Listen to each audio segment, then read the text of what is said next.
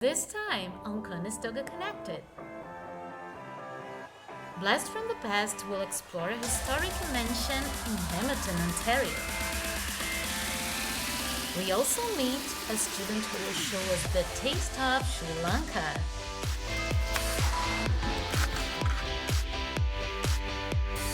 And later, let's see if Sensational's host can survive a Taekwondo class.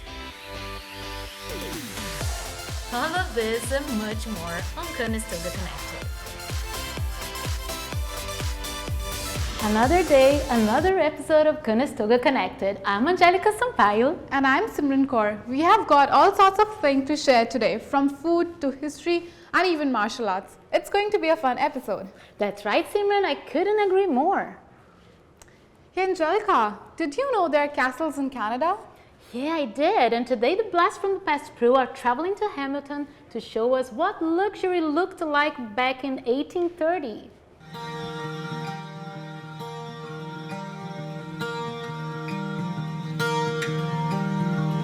Welcome to the Dundurn Castle, located at 610 York Boulevard, Hamilton. Let's go check it out. Experience a guided tour of this 40-room Italian-style villa built in the 1830s. So can you tell me about the history of the Dundurn Castle? The castle was built in 1835 by a wealthy man, Sir Allan McNab. Sir Allan McNab. He was a lawyer and a businessman here in Hamilton. He was Prime Minister in 1855. When he built this house, it was the largest home in Canada in 1835. The family was a family of 5. There were lots of servants that would move about the house. So some lived in the basement, some lived in the barn. McNab was really invested in Hamilton. He was building sewers and sidewalks, and he was into gas lighting, and he wanted to make his home a showpiece for that. So there's a lot of beautiful gas fixtures upstairs when very few people had it in their homes.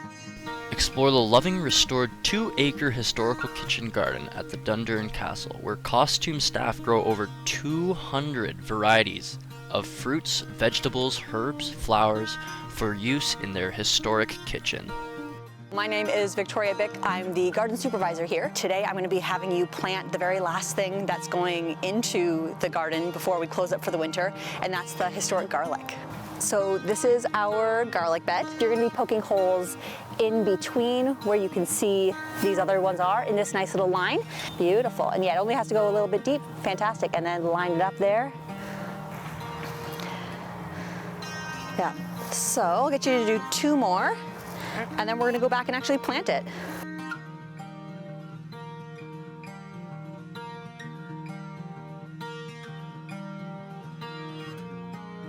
Thank you to the Dundurn Castle for having us have this segment of Blast from the Past. I'm your host, Peter Holmes, signing off.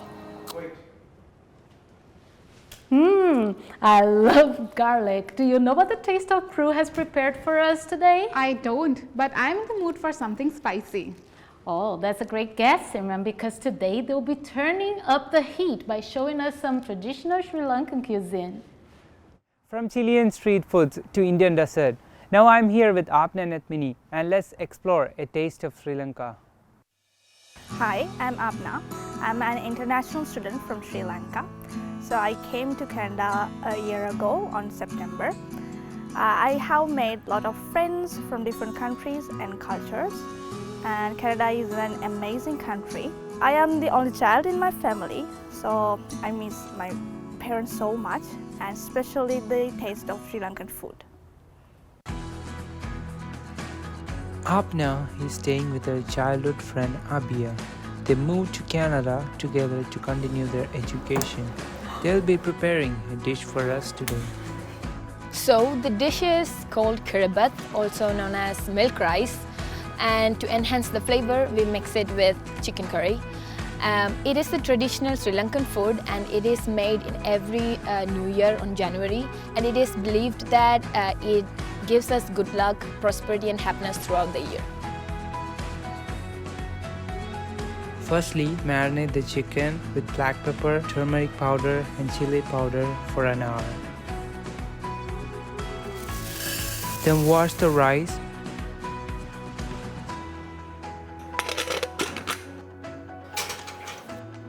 cut the onion,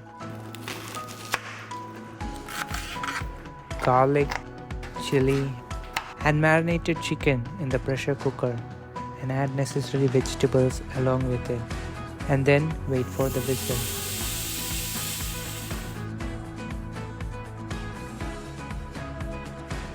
The main ingredient in the rice is coconut milk, which we add to the rice to make it creamier and thicker.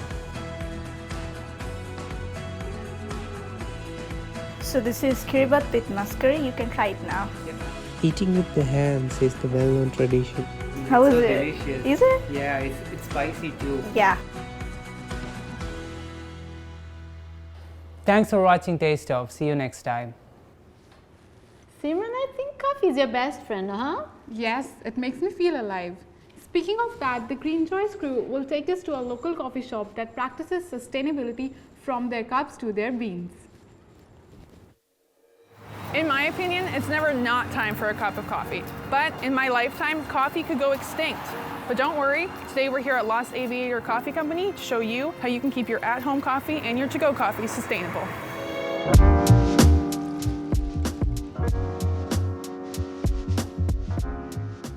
So my background is I'm a career pilot, as well as my business partner, Adam Wright. We both have been friends for many years, and during COVID, we lost our jobs because, of course, the aviation industry pretty much dried up because no one was traveling. So then we finally just said, over the course of a very long conversation, said, you know what, let's make something of this. I've drank a lot of bad coffee in my life, being a pilot who flies often at the back end of the clock. So, but I've also had really good coffee. I know what a difference it can make to your day.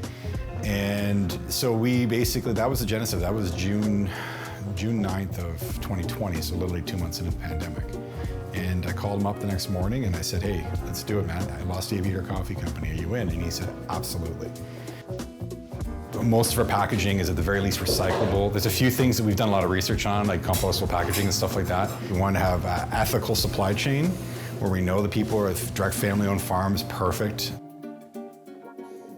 When we started our company, we wanted to kind of do things a little bit differently, and part of that for us was to look into different roasting technologies. Benefit to this is it's very clean. It separates the chaff from the bean, which is kind of thin skin of the bean that's kind of shed as the bean expands during the roasting process. It's basically very low emissions. The coffee industry generates more than $200 billion, while the average farmer's income hasn't changed in the past 20 years. Fair trade provides farmers with a livable wage while staying sustainable towards our environment.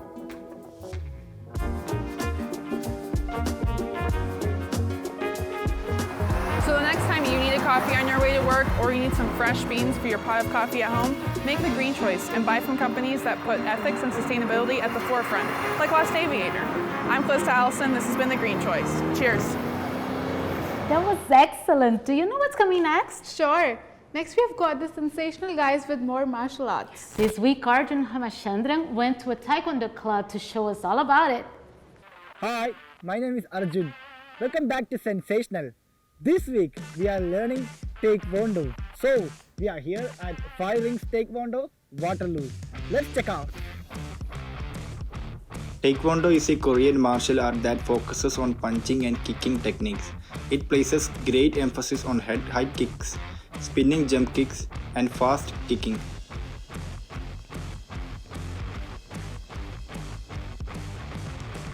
Five Rings Taekwondo started as a family-run business in 1990 and has become one of the most successful martial arts schools in Waterloo region. The owner of Academy, Master Greg Bohr, is a national-level team coach and a 6th Dan black belt. I started Taekwondo instruction about 30 years ago.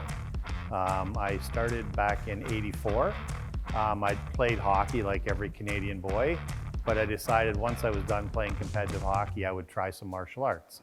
I just happened to stumble across an ad for Taekwondo lessons and started there and loved it right from the day that I started. We want personal development at all ages. You know, we have the little tiny kids and all the way up to adults, and every day we want to see some development, and that's the key. If today I could do 50 kicks, and tomorrow I can do 60, and then by next year I can do 100 without being tired. I've been doing Taekwondo since I was 4, so 10 years.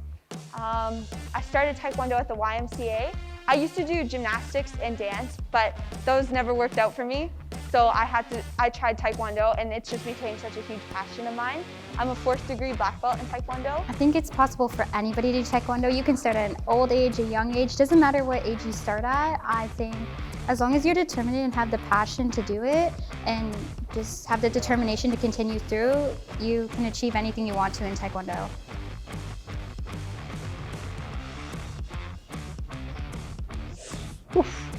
That is a tough day for me. That's all for today now.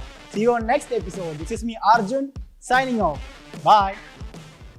Wow, that was intense. I think I'll eat a little R&R after that. Lucky for us, the Jobbing Around crew traveled to a hotel this week to learn all about hospitality. Let's watch.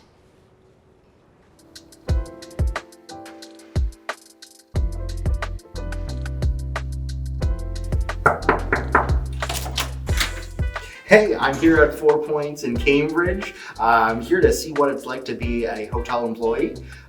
First, I'm gonna get something to eat. I'm a bit hungry.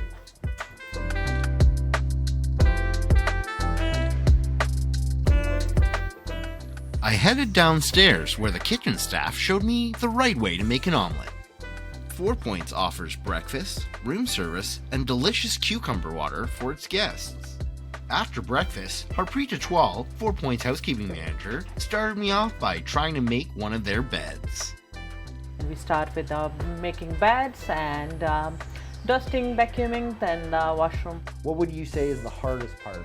Worst, it's not a worst, but especially the weekends when we have the early check-ins, that's a challenging for us. So After the bed was made, the dirty laundry goes down the chute, where it's loaded into a machine, dried, and folded for reuse. 4 Points has to clean up to 7 loads of laundry per day. After a long day's work, I sat down with Ash Bhimani, 4 Points general manager, to discuss some of the challenges that come with working in a hotel.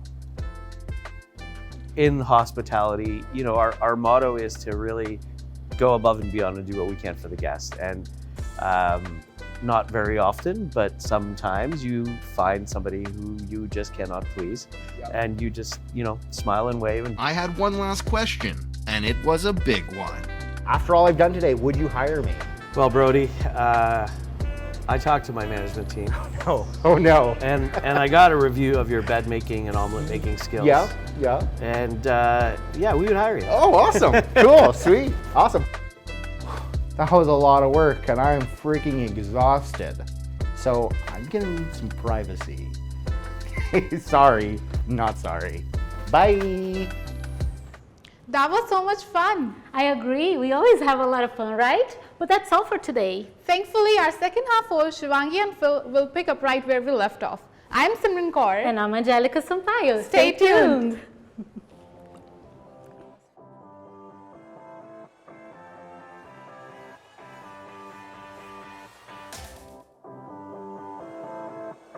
This time on Conestoga Connected, Team Thrifty Dreams challenges a thrift lover to pick an outfit without seeing it. Mic Check crew had a chat with some talented musicians and brought their story out. And Small Town Vibes explore some hidden gems in Port Dover. All of this and more coming up next on Conestoga Connected. Hello everybody and welcome to the second half of Conestoga Connected. I'm your host, Phil Van Dyke. And I'm Shivangi Sharma. We've got a very exciting second half lined up today, including an adventure in Port Dover and a trip to a local thrift store. So don't go anywhere as we jump right into things. Coming up first, Shivangi and the Small Town Vibes team took a trip to Port Dover. Yeah, we sure did. It was a fantastic day, and I thought I was going to freeze to death. Well, let's take a look at everything you guys got up to.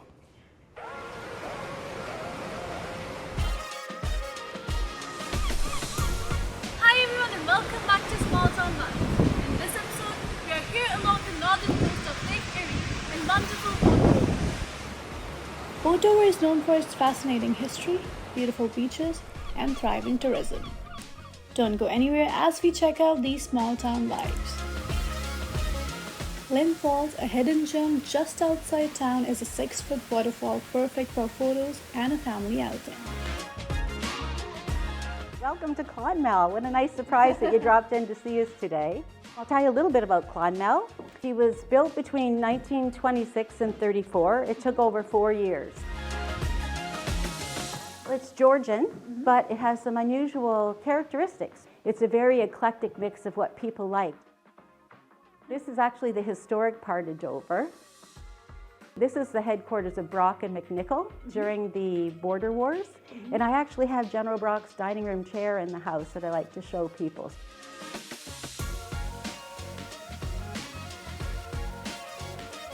The museum opened in the 1970s here in Port Dover in our net shanty, which still exists to this day. It's a heritage designated property, and the rest of the museum was built onto that.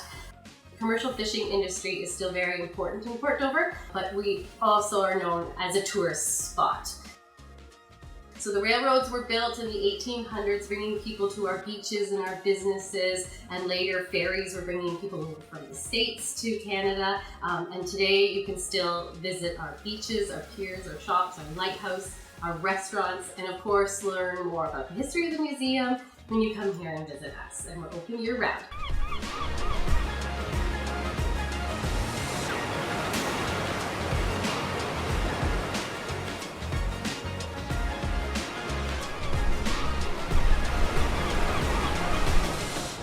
Wasn't this beautiful? To keep exploring such hidden gems with us, keep watching Small Town Vibes. You know how Thrifty Dreams always has a challenge in their episodes, right? Yeah, I'm excited to see which one they came up with this week. Me too. I don't think they're gonna see it coming. Hi and welcome back to our show Thrifted Dreams. Today we are at the Mission Thrift Store and today it's going to be all about the attires. So let's go inside.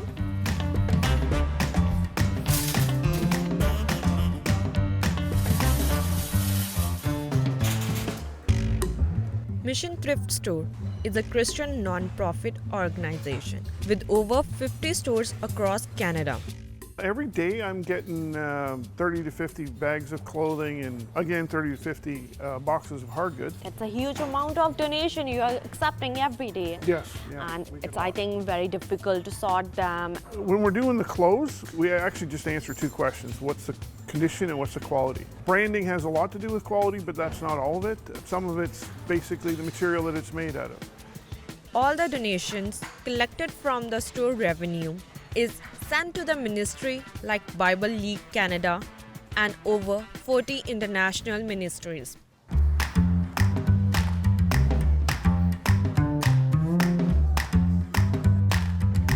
I want to know, are you only donating at the Mission Thrift Store? No, quite a lot of other stores as well, but this is something which is close to where I live, so yeah. Okay, how often do you donate over here? Maybe once a quarter or 6 months, I guess. Now I'm going to give you 1 minute and you have to choose a proper attire for yourself. And whatever you will choose, you have to wear that.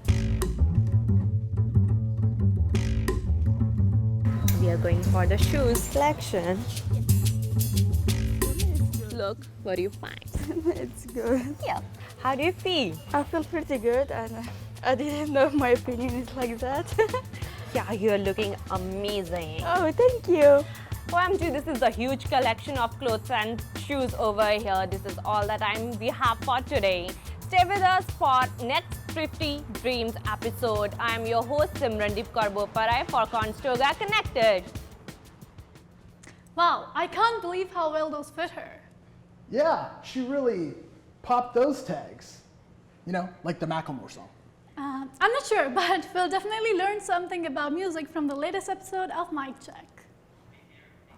Hello, and welcome back to another episode of Mic Check. I'm your host, Jaden Dunnick, and without further ado, let's go meet our artist.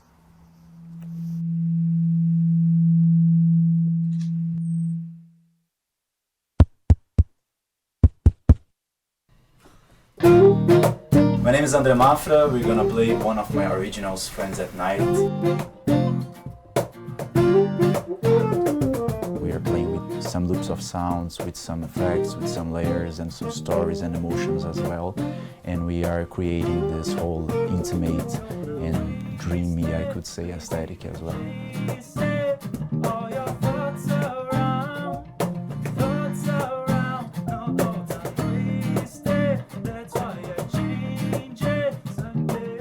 My songs are really intimate. It's about my feelings. It's about some kind of stuff that I'm trying to process.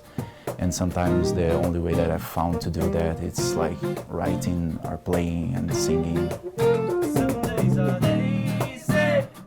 I try to see how people react to my performances and my songs, even if it's an online release. The reactions and how people communicate with that, I would say like all the connections that I'm trying to do, it's one of the most inspirational that I have right now.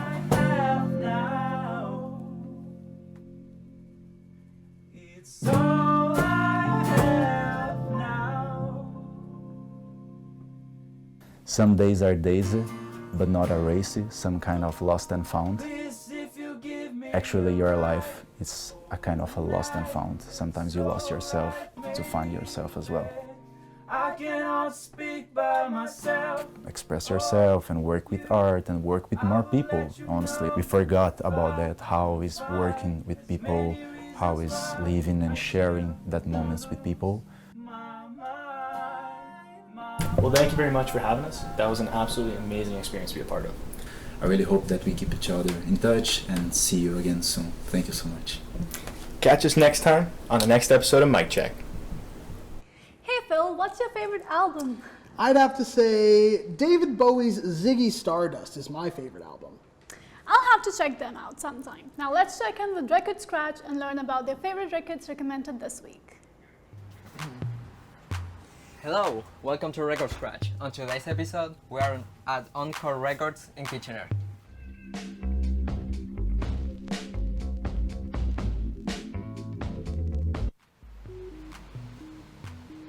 On today's episode, we're going to be talking with Encore Records owner Mark Logan.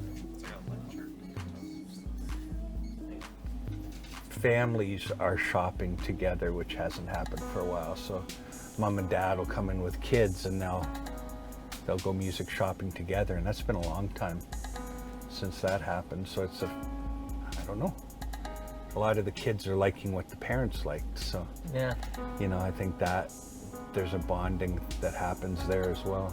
Yeah, I can definitely understand that. Everybody wants Fleetwood Mac Rumors. Yes, I mean, it's a great album.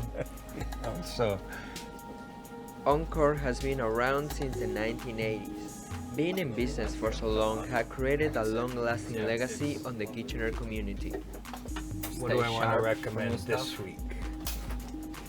We sell a lot of Marty Robbins gunfighter ballads.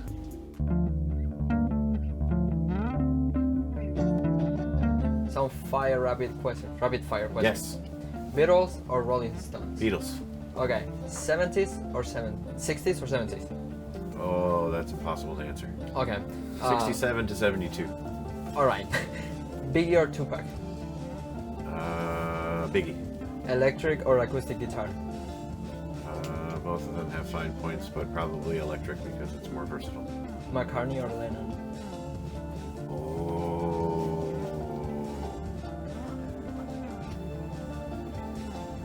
Are we both in the show? Yeah. So I'm gonna say McCartney. Okay. Dark Side of the Moon or The Wall? Oh, Dark Side. Okay. Bohemian Rhapsody or Stairway to Heaven? Stairway. Okay. Rep Zap. Yes. Okay. So, if your record ever scratches, you now know where to go. Encore Records in Kitchener. Hey Shivangi, do you like the Minions? Yeah, I love them! Well, you're in luck then, because me and my friends at Defend the Trend are talking Minions today. Let's take a look. Hi, how are you? This is Defend the Trend, the show where we take a closer look at internet memes and try to discover what made them so popular. Today, we're dressed in our fanciest garb and we're going to the theater.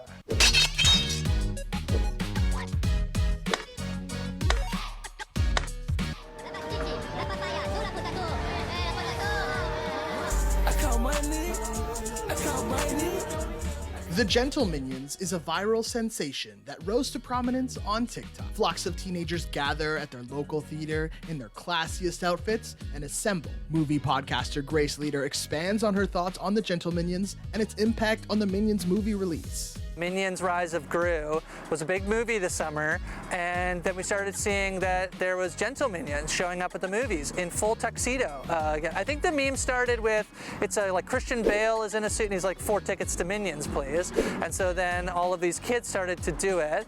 And so I really like the concept of dressing up to go to the movies in classics to go see Minions. I think it's very funny.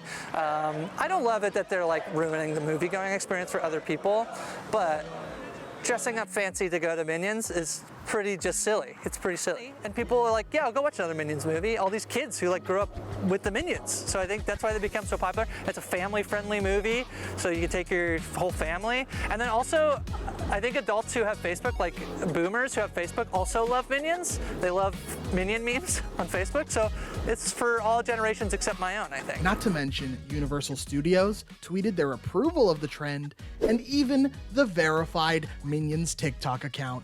Jordan Icalinos talks about why he thinks the studio and production companies would embrace the Gentle Minions. If anything, they had a little bit of influence on it because they know it could become a trend, and it worked because a bunch of teenagers were going to the movie theaters in suits. Memes come and go because it's about a trend, and a joke can only go on for so long that it becomes unfunny after a while. That's all we have for you this week on Defend the Trend. I'm Phil Van Dyke, and we'll see you next time. Hey, what are you reading? I'm just trying to learn some cooking techniques. Let's check in with James and the Culinary Conestoga team and see what they can teach us. Hey, we're back at Bloom. Chef Brad Lamanto has something special for us today. Let's go see what it is.